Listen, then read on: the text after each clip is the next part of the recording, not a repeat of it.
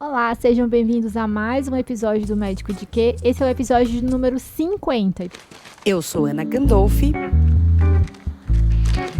Eu sou Raquel Teixeira. Esse é o Médico de Quê? O seu podcast de carreiras médicas. E outras cositas más. Um episódio muito especial, né, Ana? Isso, esse é um episódio muito especial porque é o nosso episódio número 50. Para quem acompanha a gente nas redes sociais, viu que recentemente a gente completou 1 ano da estreia do Médico de Quê? E só para relembrar um pouco da nossa história, a gente começou a gravar em dezembro de 2023, mas o nosso lançamento foi no dia 30/4 de 2024. E hoje é o episódio 50, que é o nosso episódio comemorativo. Estamos longe do fim, mas é um episódio comemorativo que a gente está muito feliz de chegar. E antes da gente apresentar os nossos ilustríssimos convidados, a gente queria convidar todos vocês que estão assistindo no YouTube a se inscreverem no canal, deixarem o like, compartilharem esse vídeo. E se você estiver vendo ou ouvindo pelo Spotify, deixa 5 estrelas, compartilha com os amigos nos grupos do WhatsApp, principalmente os amigos que podem gostar do nosso conteúdo. Dito isso, quem que a gente vai receber essa semana, Ana? essa semana a gente está com 2 convidados. É a primeira vez que tem 2 convidados ao mesmo tempo no Médico de Quê? Então a gente está com a Gabriela Almeida e com o Jonatas Magalhães. O Jonatas, ambos são médico to be, né? Ambos são estudantes de medicina e estão aqui com a gente. Então, primeiro eu queria agradecer de vocês terem aceitado o convite e que vocês contem um pouquinho pra gente da trajetória de vocês, aonde vocês estão agora, onde vocês fazem faculdade, mas também como vocês chegaram até prestar medicina. Sejam bem-vindos. Digam olá para quem está assistindo Olá. a gente. Obrigado. Então, meu nome é Gabriela, né? A Ana já apresentou. Eu estou no 7º período. Eu estudo na 9 de julho, Universidade 9 de julho. Carinhosamente chamado de Uninove. Isso, 9, isso. E lá a gente faz um pouco invertido, né? Então eu tô no 8º, mas tô no 7º. Não sei se o pessoal vai entender muito bem. Mas comecei em 2022, né? A medicina para mim nunca foi muito óbvia. Assim, eu venho de uma família que não tem médicos. E Fala fui de onde você vem. Eu vim de Barra Mansa, interior do Rio de Janeiro. Passei pra cá e falei, não, vou, né? São Paulo, muitas oportunidades e tal. E decidi vir, foi uma mudança muito grande na minha vida, assim, sair do interior e encarar uma cidade grande, né? Imagina. E o que te levou a prestar medicina se não tem nenhum médico na sua família? Quem que te influenciou? Então, eu sabia que eu gostava muito do cuidar, né? Sempre gostei muito. E sempre gostei da área da saúde. Não sei porquê, assim. Mas eu sei que se não fosse medicina, seria alguma outra coisa, sabe? Algo, sei lá, não sei, nutrição, algo do tipo, assim. Mas eu sou uma pessoa que eu sempre gostei muito de desafios. Muitos desafios. E entrar pra medicina me desafiou. Então, quando eu vi que era uma coisa difícil, eu me inspirava cada vez mais. Foi exatamente por isso. Aquilo te deu força, Exatamente. Então. Olha que legal. Então, muitas pessoas que entram para medicina, elas têm que fazer vestibular mais de 1 ano. E quando eu não passava no primeiro vestibular, e como eu não, eu não vou bem numa prova, aquilo me estimula a ir melhor, né? A correr atrás. Então, fui me apaixonando por esse processo mesmo, né? Fui fazendo vestibular, fazendo prova. E quando eu fui pesquisar mesmo, né, sobre a medicina, eu gostei do que a medicina trazia, que era o raciocínio clínico. Então, foi basicamente por isso, assim. Foi uma coisa que me desafiou, mas que no fim eu gostei muito. Que legal. E você, Jonatas? Conta pra gente da onde que você veio e onde que você tá agora. Então, meu nome é Jonatas, eu sou de Salvador, eu não sou aqui de São Paulo.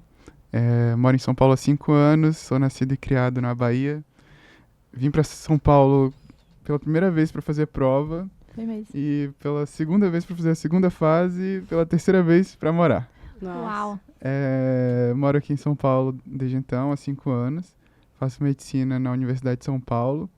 Estou agora, teoricamente, no 6º ano, mas estou fazendo o programa de MD-PhD, então eu estou com o internato trancado.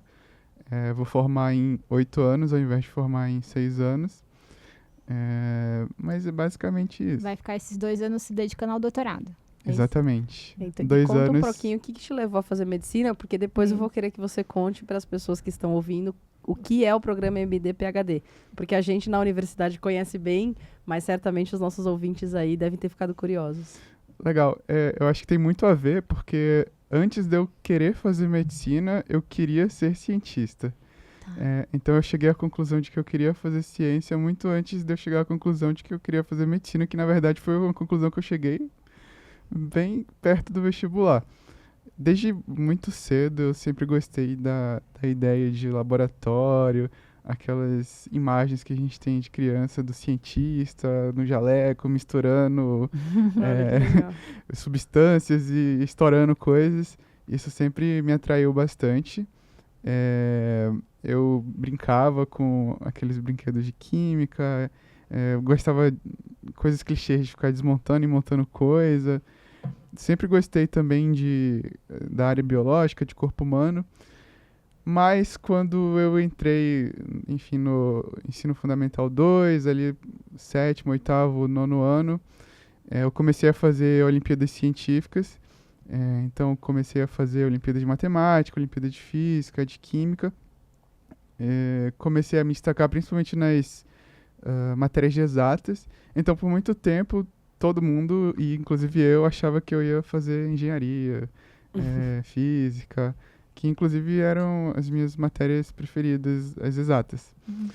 Daí eu comecei a amadurecer e enxergar a ciência de uma maneira diferente do que eu enxergava daquela maneira idealizada de quando eu era mais novo, né?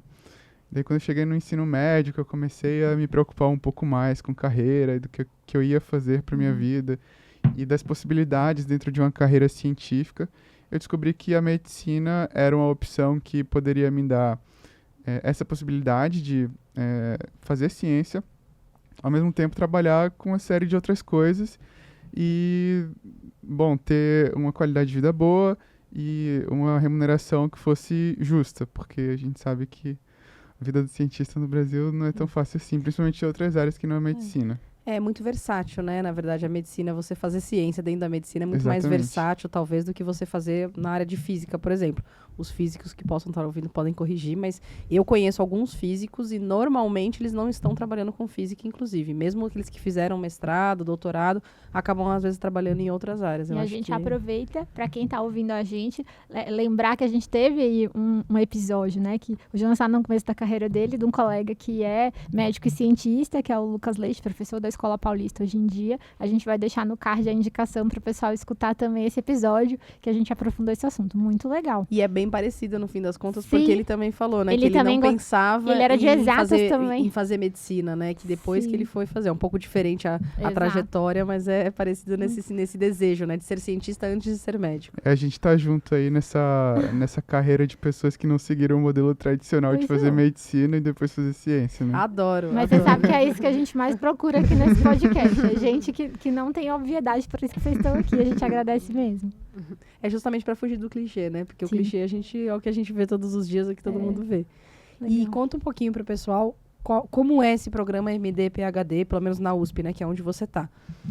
O programa de MD-PhD, ele objetiva formar médicos cientistas. Então, ele parte do pressuposto de que a formação científica é importante para a carreira médica e que, ao mesmo tempo, a quantidade de médicos que estão entrando na carreira científica vem diminuindo. Não é uma carreira que seja tão atrativa assim para a maior parte das pessoas. Então, o programa de MD-PhD é uma forma de estimular os futuros médicos a ingressarem na carreira científica um pouco mais cedo para despertar esse interesse. Então, na USP, a gente, ao invés de formar em 6 anos, como seria uma graduação convencional, a gente forma em 8 anos e 2 desses 8 anos a gente passa se dedicando a um projeto de doutorado direto.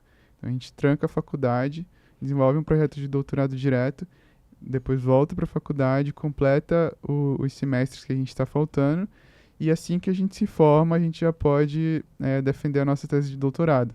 Então, teoricamente, a gente já pode sair da graduação médico e doutor.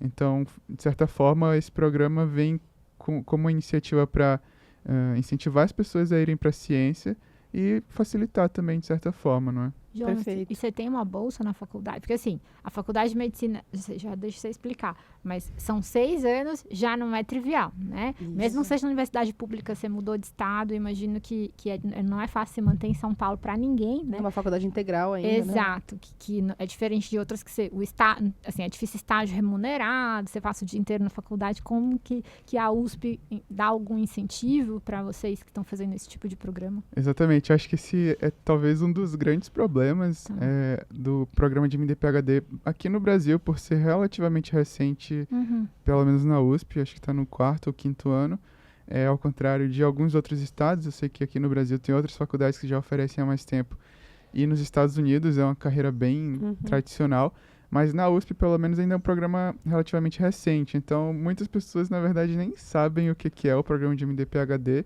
e a gente ainda está meio desamparado, de certa forma, por editais.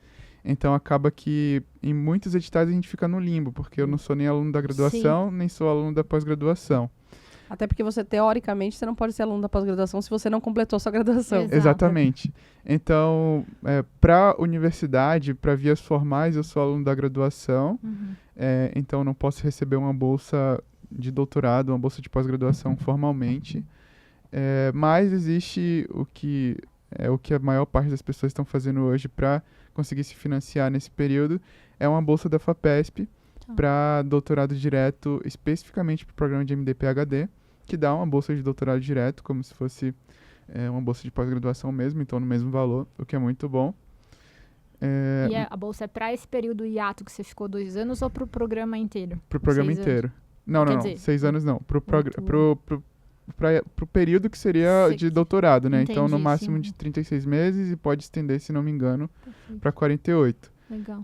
A grande questão é que, como é um edital também novo, o período de análise é bem longo. Então, a maior parte das pessoas estão demorando 12 meses entre submeter o projeto e o projeto ser aceito. Tá. Então, atualmente, eu não recebo nenhuma bolsa, mas meu projeto está lá na FAPESP e eu espero que seja aceito logo. Isso, FAPESP, por favor, a prova favor. de Matou, assim. Se for por falta de apelo, a gente já tá pedindo. Gabi, me conta uma coisa. Eu vou agora mudar um pouco, a gente manter nessa ideia da questão da dificuldade, que é muitas vezes você enfrentar uma graduação de medicina, né? A gente tem hoje ações afirmativas nas universidades, a gente tem mudança de perfil de quando eu e a Ana, por exemplo, né, socioeconômico, entramos na faculdade, que realmente era uma coisa difícil e que muitas vezes acabava ficando elitista e você só tinha alunos com um poder aquisitivo mais alto. Como que foi mudar para cá, Gabi? Você ainda faz uma faculdade particular? Também não é trivial pagar isso.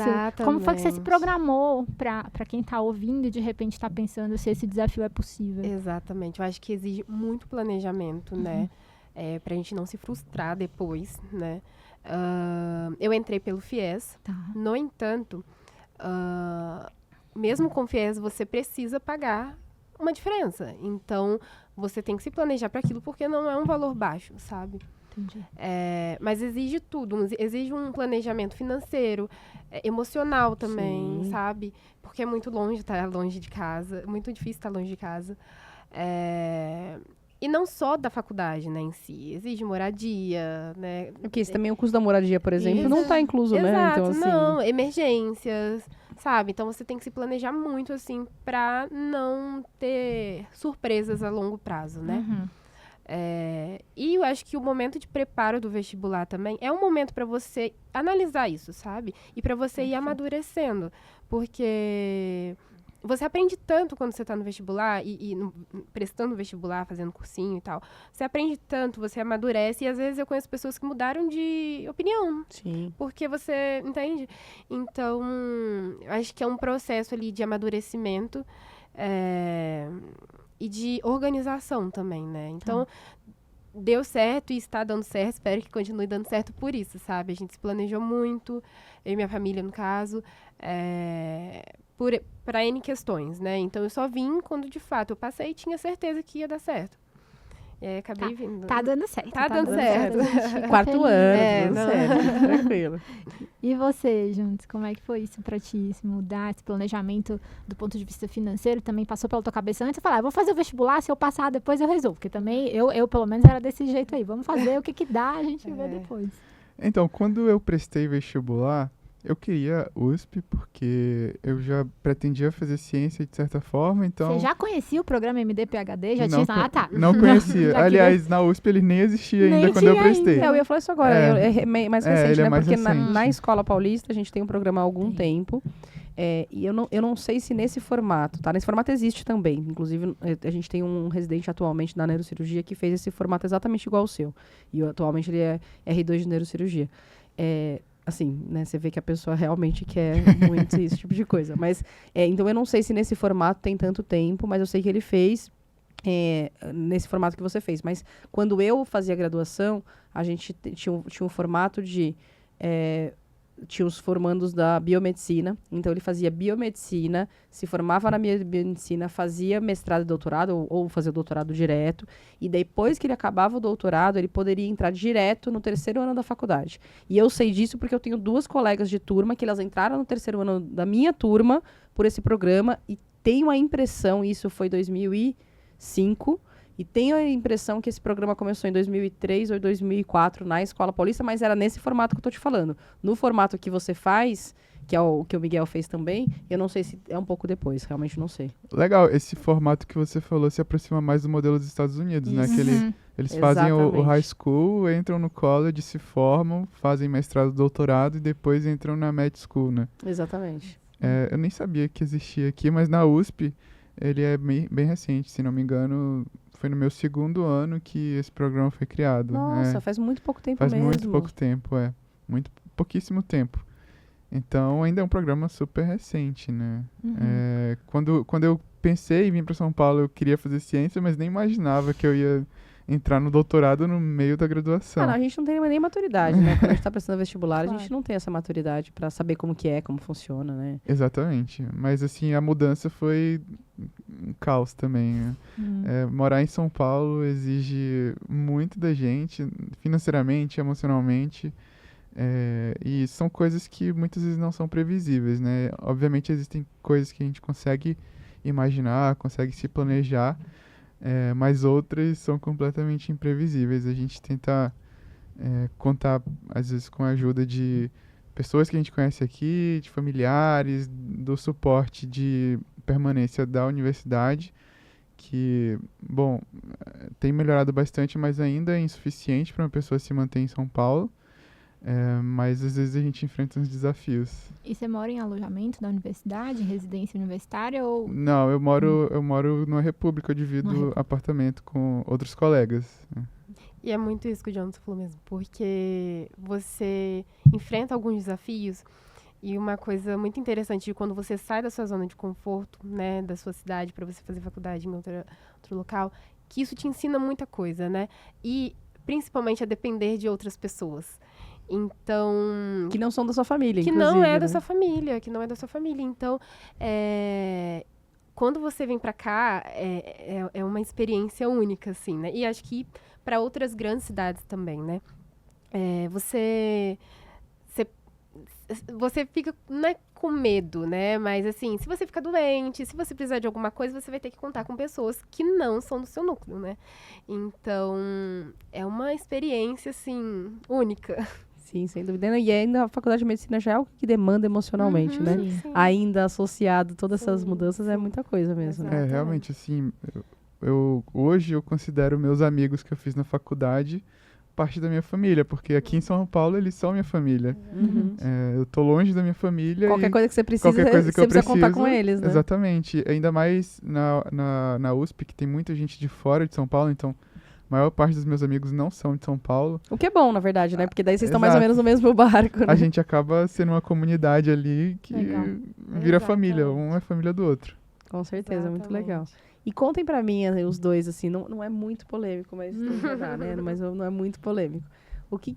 Como que foi a expectativa que vocês tinham na faculdade e de quando vocês começaram a fazer o curso? O que foi bom, o que foi ruim, o que foi inesperado, né? Ao longo dessa trajetória que vocês não terminaram ainda, mas já passaram uma boa parte aí.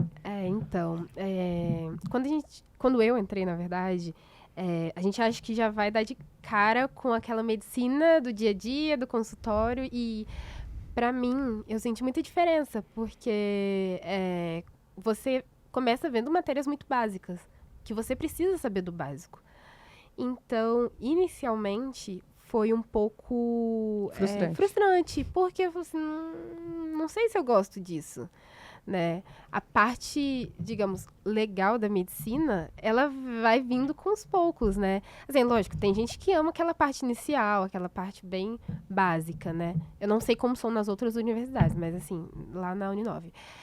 Então você fica um pouco frustrado, assim. Eu sofri muito o primeiro ano, falava, gente, o que eu tô fazendo aqui? Questão de bioquímica. Já discutimos isso N vezes da minha raiva dos livros de anatomia. E eu vou ter que E ficar a Ana quieta. fica defendendo toda a vida que ela adorava. Não, mas não eu é só falava, meu anatomia, Deus. gente. É que assim, eu adorava anatomia, eu Tá adorava êmbrio. Gente, Nossa. até hoje eu adoro Nossa, êmbrio. não, gente. Aí, mas eu sei que eu sou estranha, entendeu? Eu adorava bioquímica, eu adorava várias coisas das básicas, então não era. Mas eu lembro, na minha turma, teve muita gente que deprimiu. E deprimiu por conta disso, porque as pessoas que vinham de fora estavam morando sozinha pela primeira vez e muitas vezes, pelo menos naquela época, tinha muito esse negócio assim, você não conhece ninguém, meu filho, você fica sozinho num apartamento. Pegava um apartamento minúsculo e a pessoa ficava ali naquele apartamento e às vezes era pior, né? Porque você não tinha convivência com ninguém e daí ainda veio um monte de matéria básica, achou que veio pra São Paulo pra ser médico e sabe? Sim. E então realmente eu lembro disso aí, é que pra mim não foi um sofrimento propriamente. E outra coisa é que quando você faz as primeiras provas, é um modelo completamente diferente das provas que você fazia no vestibular. Então, quando eu me deparei com as primeiras provas, eu falei, meu Deus, como que eu vou finalizar essa graduação? Como que vai ser isso, né? E aí, depois você vai se adaptando, sabe? Você vai aprendendo. E outra, eu acho que nesse processo, né, de você entender que você já está em um ambiente diferente, é essencial que você tenha boas amizades, sabe? Porque tem pessoas que têm outra percepção, tem pessoas que já fizeram outra graduação e vão te dar dicas.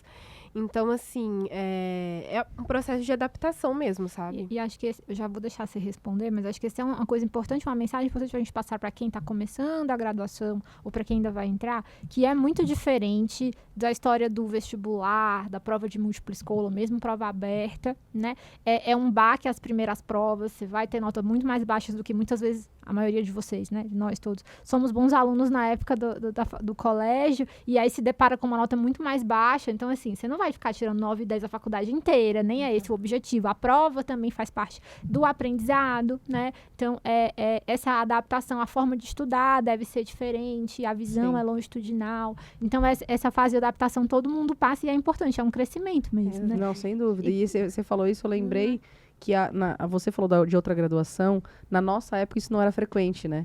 Eu tenho um colega de turma que ele era dentista e depois ainda entrou na minha turma. Todos os outros era a primeira graduação. E isso era o normal na nossa época, né? Então a gente não tinha tanta essa convivência, mas uma coisa que eu notava de diferença na época da minha turma era assim, a diferença entre quem tinha entrado direto para quem tinha já falhado, digamos assim, em outro vestibular, né? Verdade. Da resiliência. Sim. O pessoal que tinha entrado direto, assim, se você for pensar em nível intelectual, provavelmente eles estavam muito acima, né? Só que eles se frustravam. A frustração que eles tinham quando eles tiravam, tipo, um 7 na prova, daí você falava, cara, por quê? Porque o cara nunca falhou na vida dele. Exato. E você, querendo ou não, por mais que você fosse bom aluno, você já tinha falhado em alguns vestibulares, então você tava mais... Era muito Exatamente. diferente. E um ano a mais faz diferença, né, gente? A gente é muito Total. jovem. Como é que foi? Você entrou direto? Junto? Você também é Entrei. todo Eu dia. penso agora, ele tava com cara, quando eu falei, com cara ele de tava que eu com não cara que senti entrou isso. direto. Eu acho que essa experiência de adaptação é global, todo mundo passa por isso. Para além de todas essas experiências, eu tive a grande sorte de entrar em 2020, que foi o ano da pandemia. Nossa. Então- Você veio, na verdade, logo depois que você começou a pandemia, né? Exatamente, eu passei no vestibular, vim para São Paulo, aluguei um apartamento.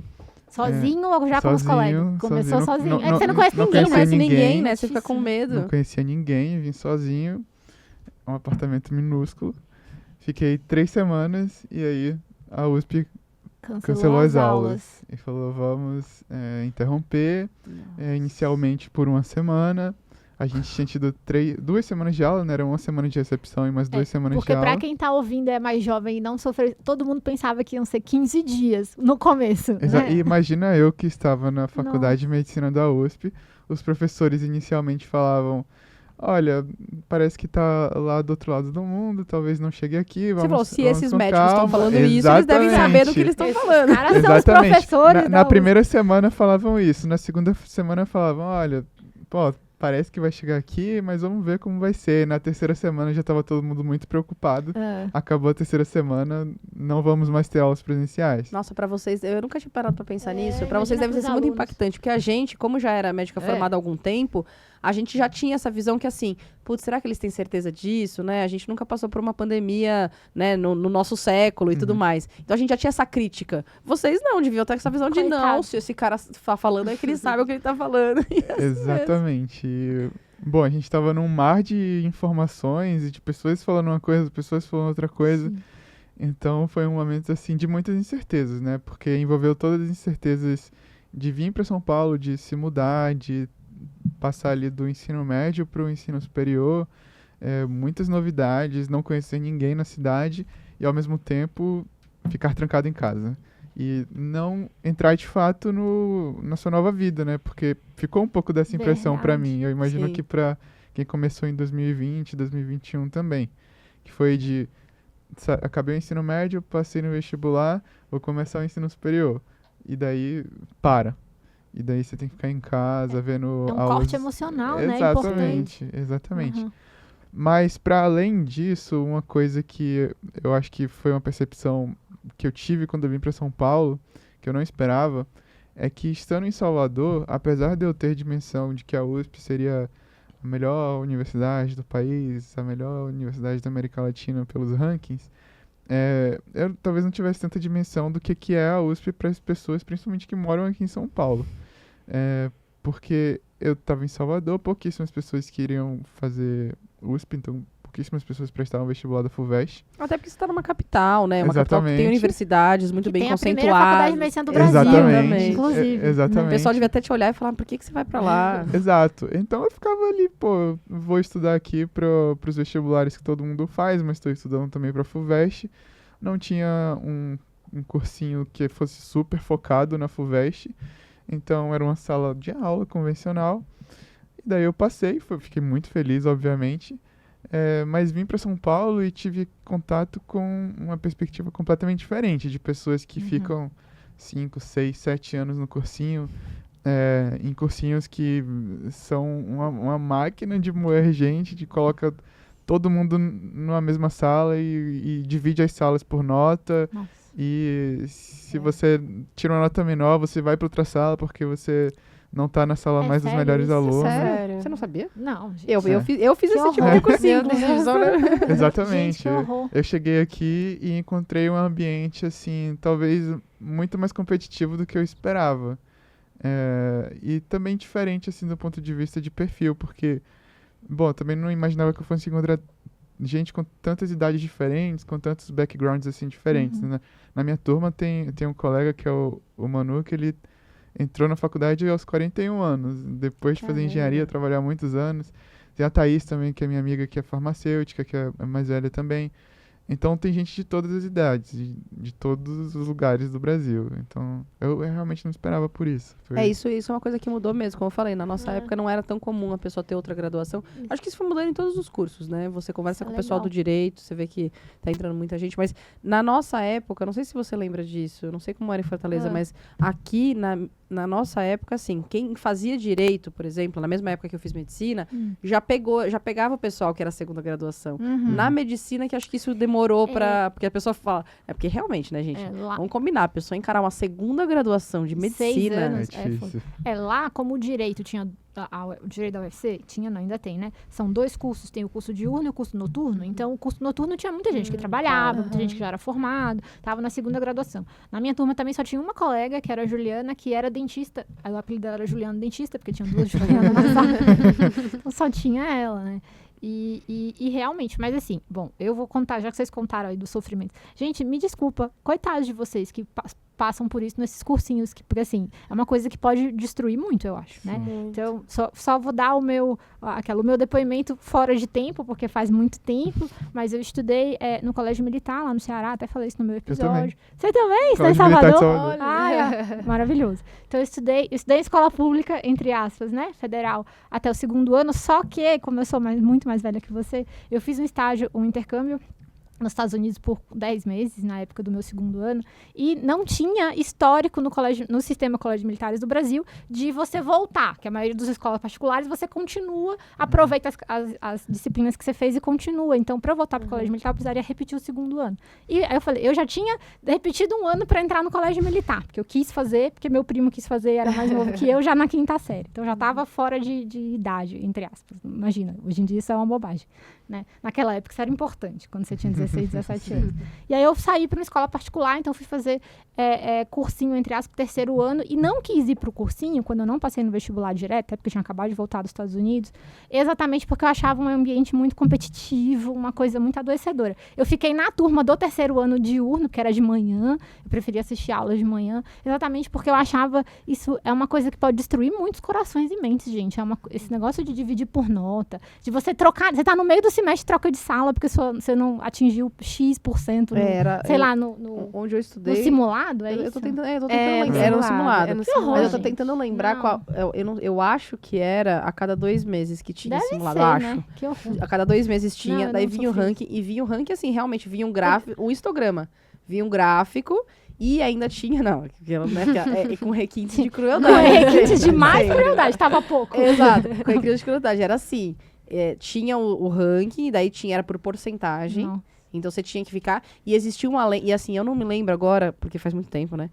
Isso foi anos 2000. Então, eu lembro que era assim, eu acho que até 95, que 95 pra cima, até o 100, ficava na sala A, que a gente falava. E ainda era por conceito, né? Por A. Sala A. Só que daí tinha já uma lenda que falava assim, não, 95 você tá na sala A, mas você só tá vai... aprendendo. Não, exatamente. Você só tem chance... Não, a palavra era essa.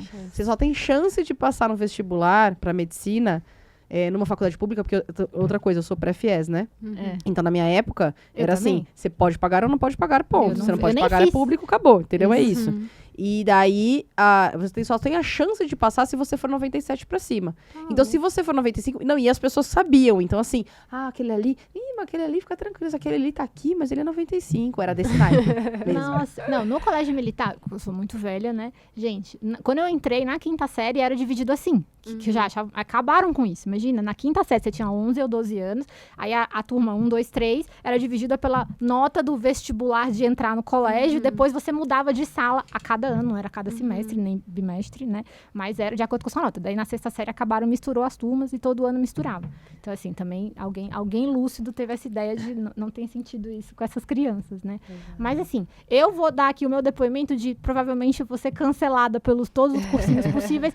Gente, eu nunca contei quantos % eu fazia de prova para reprova de residência. Eu não olhava para esse tipo de ranking no colégio, porque é uma coisa que eu sou uma pessoa ansiosa e ser muito adoecedor. Eu vou encostar então, em você pra ver se pega. Não, eu passei porque eu sabia que eu tava indo bem, eu confiava no meu processo e eu passei no vestibular super bem na federal. Eu não tinha FIES. Isso era uma barreira importante. Sim, né? era uma fora a barreira geográfica, fora a barreira dos preços dos vestibulares, que hoje em dia você tem muitos vestibulares que usam o Enem. O que a gente pode ter aqui, 55 mil críticas sobre a prova do Enem, as dificuldades, mas é uma coisa que ao mesmo tempo facilita, né? Pra quem mora longe, pra quem não tá necessariamente em São Paulo, fazer condição de pagar esse tipo de cursinho, né? E nós fomos os primeiros a fazer o Enem. Eu fiz o primeiro Enem. Eu fiz também, eu fiz o segundo Enem, gente. Eu fiz o primeiro, Eram segundo 63 questões. 63 questões, exatamente. E podia usar o Enem de anos anteriores. Não podia. Acho que na UFC não podia. Não. Não para as faculdades, porque na época era quando começaram a usar. Quando começaram a usar, você podia usar, então você não precisava fazer todo ano o Enem de novo, se você tivesse ido bem no... Na Federal do Ceará, eles usavam o Enem como metade da nota da primeira fase. Então, eles continuavam com o vestibular próprio. Então, tinha a primeira fase geral, a segunda fase que tinha as específicas, que era, acho que, Química, Biologia e Redação. Mas eles usavam o Enem. Eu fiz o segundo Enem também. E o terceiro, porque eu... eu como fiz 2 anos de cursinho, eu fiz o primeiro Enem, o segundo Enem e o terceiro Enem. Uma coisa engraçada é que eu fiz o Enem também, mas eu não passaria em nenhuma faculdade de medicina pelo Enem. Sério mesmo? Passei em primeiro lugar na FUVEST. Meu Deus, a gente não sabe dessa informação. Não passaria em nenhuma faculdade de medicina pelo Enem. Você vê que prova... Eu sempre falei isso, gente. Prova é uma coisa que é muito complicado você julgar. Total. E daí eu vou puxar já a sardinha pra residência.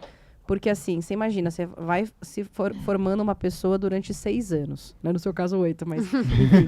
Vai formando uma pessoa durante 6 anos. E daí você colocar todo o peso da pessoa decidir em uma única prova, Isso é muito numa única tarde, porque não é em um único Num dia. dia. O pessoal fala um dia, não é um único dia.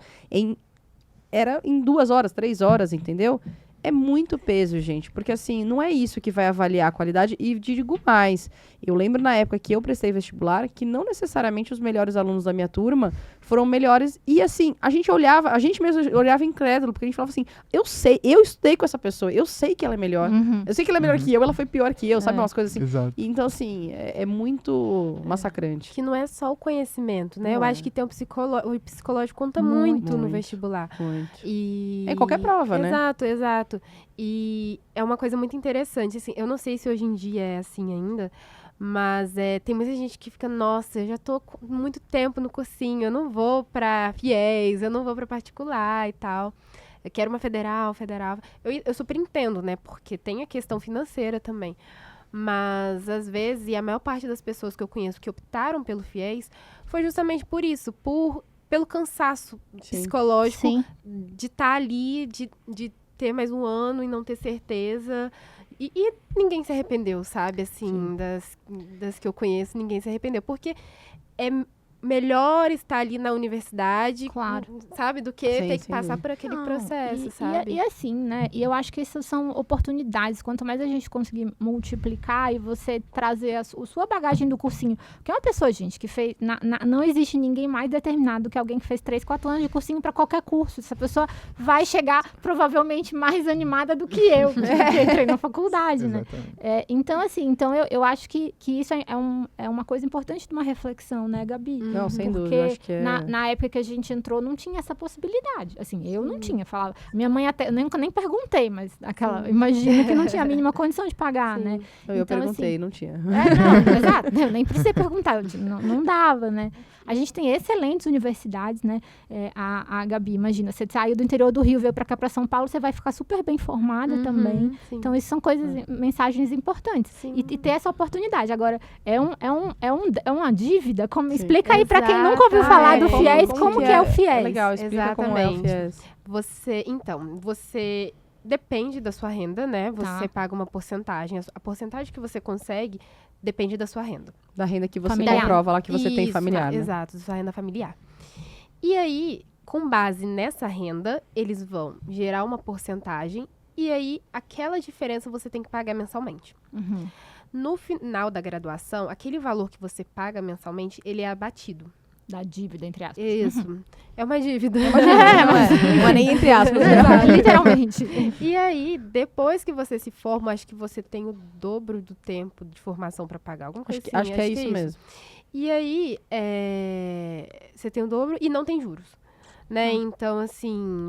Então, na verdade, o governo arca os juros, como se fosse, é, né? Isso, É exatamente. juro zero, né? Isso. Então, é basicamente isso. Quando eu entrei na faculdade, eu lembro que o teto do FIES era 7 mil alguma coisa. Então, era muito difícil alguém conseguir 100%, nem sei se tem como ter 100%, mas o teto era aquilo. Então, as universidades hoje em dia, a gente já sabe que a maior parte, o valor ultrapassa 7 mil. Sim, Uhum. sim. Então, ele foi alterando, se eu não me engano, acho que agora tá 10 mil. Corrigindo. Uhum. Mas ainda assim, tem faculdades que ultrapassam Claro. esse valor. Tá, Então, depende da sua porcentagem, quanto que você vai pagar mensalmente. tá. E aí, no final, é abatido e você... Segue Segue pagando pagando. as parcelas. Exato, segue pagando. Legal. E contem pra gente um pouquinho os dois, como que vocês veem a faculdade, como foi, as angústias principalmente, e como vocês veem o mercado de trabalho aí que vocês estarão inseridos em breve. Eu acho que muitas das minhas angústias têm relação com a pandemia. Mas acho que é uma particularidade do período que eu entrei. Sim. Mas também algumas outras angústias mais gerais de adaptação aos primeiros anos da faculdade, de pensar é isso mesmo que eu quero. Ainda mais no meu caso, que logo cedo percebi que eu queria seguir psiquiatria. E aí eu pensei, será que é isso mesmo? Caramba, Aqui, que a legal. faculdade de medicina tinha muitas coisas que realmente foram sofridas pra mim, anatomia muito Ah, não, pra sofrida pra quem mim. vai fazer psiquiatria, eu tenho um Nossa. grande amigo que ele entrou na faculdade querendo fazer psiquiatria. E ó, ele é um baita exemplo, porque assim, ele passou direto, né, no vestibular, então ele é daquele exemplo que eu falei. Uhum. Ele sempre quis psiquiatria, e eu, durante a graduação inteira, ele nunca desistiu de psiquiatria e fez psiquiatria. Mas eu acompanhei a graduação, foi sofrido. Então. Anatomia, quando eu tinha que entrar em cirurgia. Nossa. Horrível. E o pior é que eu entrei na faculdade, eu não sabia que eu queria psiquiatria, nem passava na minha cabeça. Eu sabia que eu gostava de neurociência, mas não sabia que era por essa perspectiva da exato. neurociência, né? Eu pensava que eu ia querer fazer neuro, que eu ia fazer outras coisas. E fui me descobrindo na psiquiatria ao longo da graduação e também ao longo de vivenciar essas outras experiências e falar, não, isso não é pra mim. Então foi essa descoberta que ali no terceiro ano, acho que já tinha um pouco mais de convicção de que eu queria seguir na psiquiatria. Foi mais ou menos quando eu também comecei a pensar em fazer o MD-PhD, eu já estava envolvido com algumas pesquisas, e comecei a me planejar para isso, né? Em relação a futuro mercado de trabalho, para mim é sempre uma atualização, porque principalmente para mim que estou fazendo MD-PhD, eu não sei exatamente como vão ser as coisas, se eu vou formar, vou defender o doutorado, vou seguir para um pós-doutorado, se eu vou formar, vou passar mais um ano fazendo um doutorado, depois eu faço residência, eu não sei. E você tem um mentor, alguém que te guia nesse sentido, ou que você consegue conversar, mesmo que não tenha feito os mesmos passos? Sim, eu acho que muito desse processo também se dá por sorte, né? Por eu ter tido a sorte de encontrar pessoas ao longo dessa trajetória, tanto no mesmo nível que eu, meus amigos, pessoas que estão ali 1, 2 anos de diferença, para cima ou para baixo, ou no mesmo ano da faculdade que eu, mas também pessoas mais velhas que acabam servindo realmente de mentores, né? Pessoas que me guiaram aí ao longo da minha trajetória acadêmica na pesquisa, meus orientadores, desde da minha primeira iniciação científica lá no início até meu orientador atual do doutorado, que é o Eurípides. É na psiquiatria? Na psiquiatria. Legal. Então, esses caras são os caras que eu confio as opiniões. Então, Legal. Eu vou pegando a opinião de um, vou pegando a opinião de outro, vou juntando aqui com o que eu acho que vai funcionar pra mim e vou tentando pensar no meu futuro. Mas é uma coisa muito dinâmica mesmo. Sim, sem dúvida. E E você, Gabi? Eu admiro muito, assim, quem quer uma, né, já escolheu a residência ali no início e segue, né? Também admiro. Porque, olha, assim, é minha maior dúvida da vida. A cada 6 meses eu mudo o que eu quero e eu acho que eu só vou definir isso quando eu estiver no internato ou lá já prestando a prova, né? Mas então, eu acho que é uma grande dúvida, né? Porque dentro da medicina, eu acho que todo dia surge notícia nova, então, com essa coisa do Instagram, todo mundo fica, não, porque a medicina tá saturada, a medicina tá aquilo, a medicina tá isso, E eu tento olhar por outro ângulo, sabe? De tentar fazer o meu melhor, de tentar me destacar, de tentar ser uma boa profissional, porque eu acho, assim, que é um pouco, não é polêmico, mas é uma coisa que eu não sei, né? Eu acho que tem formado bastante aluno mesmo, mas assim, eu não sei se esses alunos são de boa procedência. Exato. E eu não sei se eles estão se dedicando o quanto deveriam se dedicar. Sim. Então, ok, o mercado vai estar com mais profissionais daqui uns anos, provavelmente, mas qual que vai ser a qualidade desses profissionais, sabe? Então, eu tento dar o meu melhor, assim. Sempre vai ter espaço para bons médicos na medicina. Gente, E eu acho que a gente já até... escuta, agora tem muito mais gente, mas a gente já escutava isso na graduação Isso. de a medicina tá sucateada, tá saturada e não vai ter onde trabalhar. Exato. Para quem quer e outra coisa, para quem quer trabalhar também não falta trabalho, né, gente? Porque o pessoal também não quer trabalhar. Então, assim, para quem quer trabalhar também não vai faltar trabalho. Não, então, e eu assim, acho que é outra coisa, assim, fazendo até um paralelo que a gente tava falando do ranking de cursinho e tudo mais, se você ficar pensando em número exato. absoluto, Pelo amor de Deus. você fica louco, gente. Você juro pra vocês, isso dá uma pirada. Então, assim, é isso. O que eu posso fazer, né? Sabe aquela velha história assim, o que eu posso efetivamente mudar? O que eu posso mudar é me dedicar o máximo possível de destacar. Se mesmo eu me destacando não der certo, tá bom, eu vou fazer outra coisa, não sei. Mas, assim, não adianta sofrer por antecipação. Exatamente. E não precisa também, gente, achar, acho que até para quem é jovem, né? Você vê todo mundo o tempo inteiro, muita ideia de planejamento. E vocês viram que eu não sou uma pessoa de planejamento, que eu não ficava olhando esse negócio de quantos % você fez na prova de residência, eu não faço a mínima ideia. Mas assim, porque também isso é uma coisa muito adoecedora, você achar que você precisa ter todas as respostas do que você vai fazer dos próximos 10 anos, já mapeado, até porque se qualquer coisa surgir, uma pandemia no meio do caminho, você não vai conseguir lidar com esse chacoalhado da vida. Exato. A vida vai acontecer sofrer enquanto a gente está tentando planejar alguma coisa. Então, não sofram também excessivamente.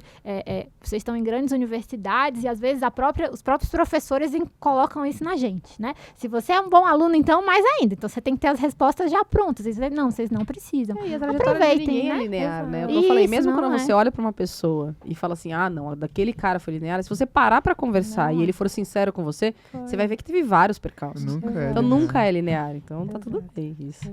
E eu acho que por trás de histórias de sucessos, né, que a gente fala, de coisas que deram certo, sempre tem um monte de coisa que deu errado, né? Um monte de fracasso. E os fracassos fazem você crescer, exatamente, né? Enfim. Eu acho que hoje, com redes sociais, a gente tem uma sociedade cada vez mais valorizando o que a gente mostra, eu acho que isso acaba ficando um pouco para trás. As pessoas não veem, né, o background de tudo que aconteceu para que aquilo que tá postado ali tivesse dado certo. Perfeito, é isso mesmo. E aproveitando, então, esse gancho que você falou, porque você chegou exatamente no que eu queria. Como vocês veem? Porque a gente já falou milhares de vezes aqui em outros episódios como a gente vê e como os nossos convidados, que, querendo ou não, normalmente são mais novos que a gente, mas às vezes alguns têm a nossa idade, né?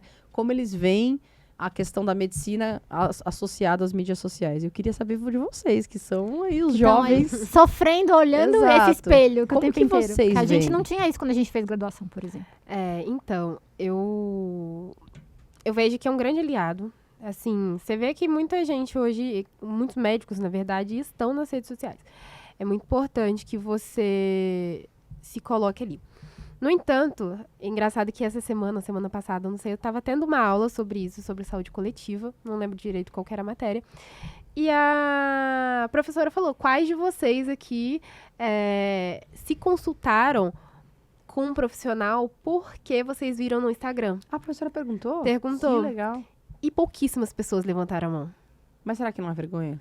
Acho que não. Você acha que elas não... Eu acho que, querendo ou não, ainda está crescendo muito isso de ter que se destacar. No entanto, parece que as pessoas ainda vão pelo modelo tradicional, sabe? Talvez. De olhar ali no Google, de fazer alguma coisa. Mas eu acho importante, assim.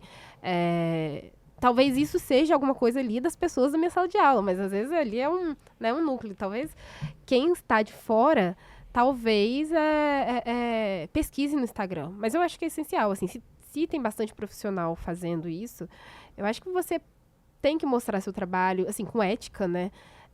Com respeito, enfim. E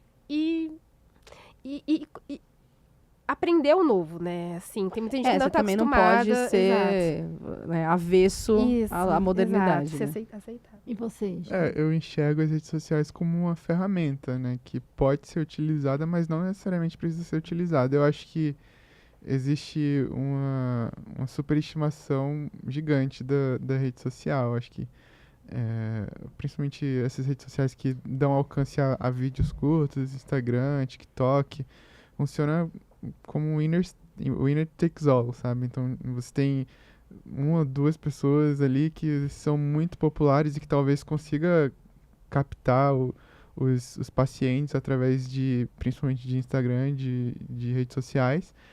Mas a maior parte das pessoas que estão ali produzindo conteúdo, que estão ali mostrando o seu trabalho, não tem essa projeção gigantesca que nem a gente vê um ou dois. A questão é que a gente sempre se compara com essas pessoas gigantescas, né? Mas eu enxergo rede social como uma ferramenta, que pode ser muito, muito útil, né?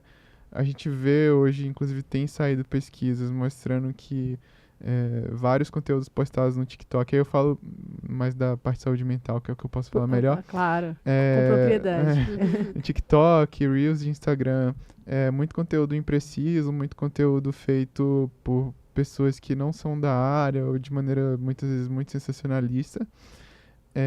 Então, obviamente, ter ética e ter o compromisso de fazer um conteúdo ali com responsabilidade, eu acho que é super importante. E muito ansiogênico, né? Com certeza. Falando bem da sua área, é muito ansiogênico, né? E para quem é aluno e está ouvindo, é importante saber também que é muito reducionista no geral. Exatamente. Né? Uma coisa que causa muita preocupação, e aí é de novo a preocupação do velho. O velho sou eu, a Ana, né? Os velhos, né?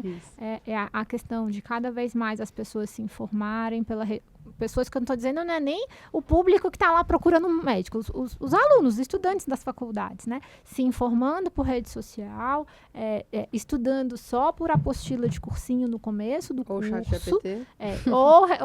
Exatamente. Ou perguntando no chat GPT como é que resolve um problema clínico, né? O que tem de gente Isso. chegando no consultório de psiquiatria dizendo que tem TDAH, porque viu um Total. Se TikTok, diagnosticou no... viu um Total. Instagram, preencheu uma pesquisa, é gigantesco. Lá no Isso. HU mesmo, a gente atende no ambulatório e a gente atende muitos alunos da USP mesmo, né? Chega muita gente achando que tem TDAH. E não é que não existam pessoas que tenham TDAH, existem. Eventualmente, algumas dessas pessoas têm mesmo TDAH.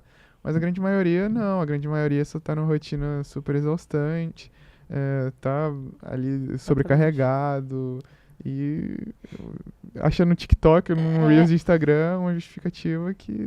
3 suplementos para resolver qualquer coisa. Não, e a outra coisa que, assim, você falou do TDAH, porque eu acho que isso é uma mensagem importante, que o TDAH em específico, que todo mundo fala tanto, né, atualmente, a gente tem que entender o quanto isso é um diagnóstico, o quanto isso é um transtorno, o quanto isso é do nosso ambiente, Uhum. né? Porque até, enfim, eu lembro eu peguei uma época de escola, por exemplo, que a gente estudava por enciclopédia. Uhum. Entendeu? Hoje em dia, a gente nem tinha essa opção de rede social.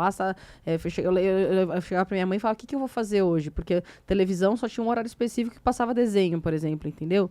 Então, assim, a gente vive num ambiente muito ansiogênico e que tira a nossa atenção o tempo inteiro. Isso. Então, assim, o quanto as pessoas efetivamente têm TDAH, o quanto a gente está num ambiente que adoece a gente mentalmente e a gente chama de TDAH para poder, de novo, medicalizar isso e tomar um remédio para voltar para o nosso foco. Que é um Exatamente. psicoestimulante que o pessoal acha que vai ajudar a estudar mais. É. E que não vai. E que, Aí- inclusive, é muito usado por Exato. pessoas vestibular, prova de residência. e a gente- Inclusive, tem vários estudos mostrando que ele não, para pessoas que não têm o transtorno, Não, ajuda. ele não só não ajuda, como como ele não? aumenta a chance de erro. Exatamente. Dentro da própria medicina tem muito, Isso, muito. época de A prova, gente- nossa. Tenho vou vários de- colegas. Vou deixar outra indicação de outro episódio do Médico de que a gente conversou com a Renata Giaxa, que é psicóloga e trabalha no CEDEM da USP hoje em dia, faz pesquisa, né, em educação médica, e a gente comentou exatamente uma parte do episódio sobre saúde mental dos estudantes. Então, assim, para quem está ouvindo, existe realmente um aumento da prevalência em relação a... Não vou muito longe, eu formei há 15 anos. Então, em relação a 15 anos atrás, né, de abuso de substâncias. Uhum. Todas, listas e ilícitas durante a graduação. O que é uma coisa que a curto prazo tem N complicações e a longo prazo, talvez complicações que a gente ainda nem tenha A gente relatado. nem sabe. É, Tinha né? uma pesquisa lá da faculdade que o professor fez e ele analisou a quantidade de alunos que usavam medicamentos, e às vezes nem estimulantes, às vezes psiquiátricos mesmo, né? Uhum. Do início da faculdade e Até depois até o fim, assim, e a quantidade de alunos que aumentaram, né, que precisaram, E boa parte pelo autodiagnóstico, Exato. provavelmente. Exato. foi isso, né? gigantesco. E assim, trazendo meus centavos de contribuição de ciência, o que a gente tem das pesquisas mais atuais em TDAH é de que a gente tem cenários assim muito diferentes dependendo da realidade que você está inserido. Uhum. Então, o que a gente tem assim de consenso mais atual é de que a gente tem sobrediagnósticos em determinadas populações e subdiagnóstico em determinadas populações.